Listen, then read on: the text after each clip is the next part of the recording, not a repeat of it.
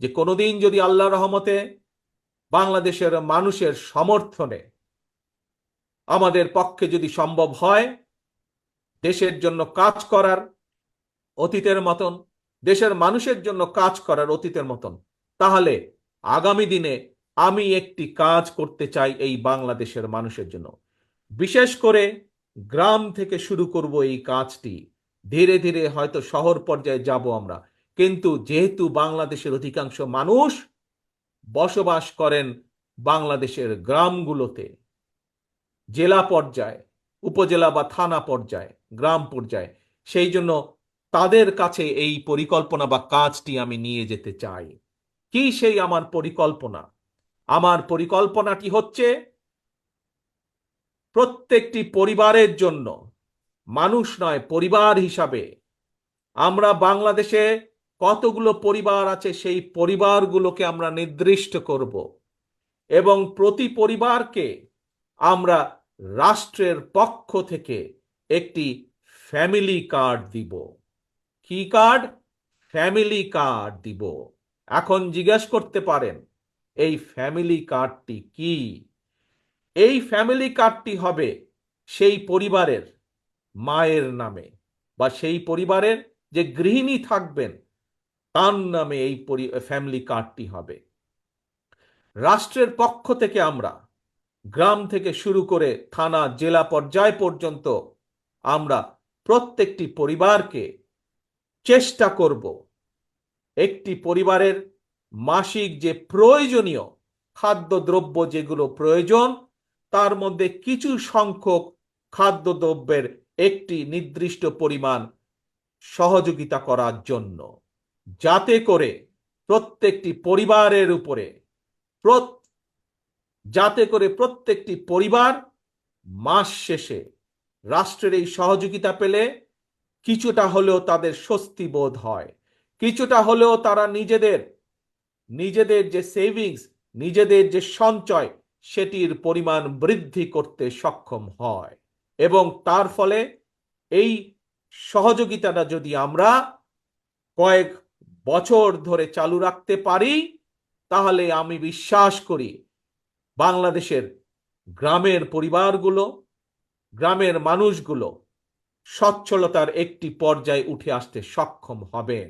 অর্থাৎ রাষ্ট্র সরাসরিভাবে প্রত্যেকটি পরিবারের পাশে, রাষ্ট্রের সামর্থ্য অনুযায়ী প্রত্যেকটি পরিবারের পাশে দাঁড়ানোর চেষ্টা করবে, তাদেরকে সহযোগিতার করার চেষ্টা করবে, তাদেরকে সাহায্য করার চেষ্টা করবে, যাতে করে তারা স্বাবলম্বী হয়ে উঠতে পারে।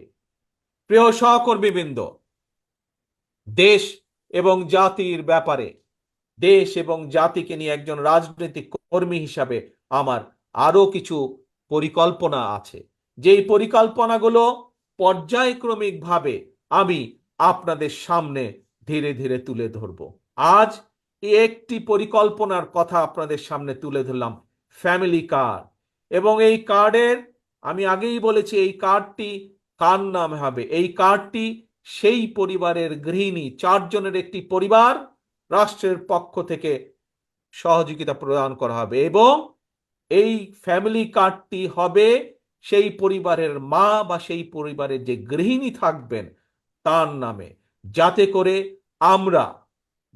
করে আমরা বাংলাদেশের অর্ধেক অর্ধেক জনসংখ্যার অর্ধেক হচ্ছে নারী, যাতে করে আমরা নারীদের ক্ষমতায়ন বৃদ্ধি করতে পারি, যাতে করে স্বাবলম্বী করে গড়ে তুলতে পারি আমরা বাংলাদেশের মা বোনকে, সেটিও হবে তার অন্যতম একটি লক্ষ্য এই ফ্যামিলি কার্ডের।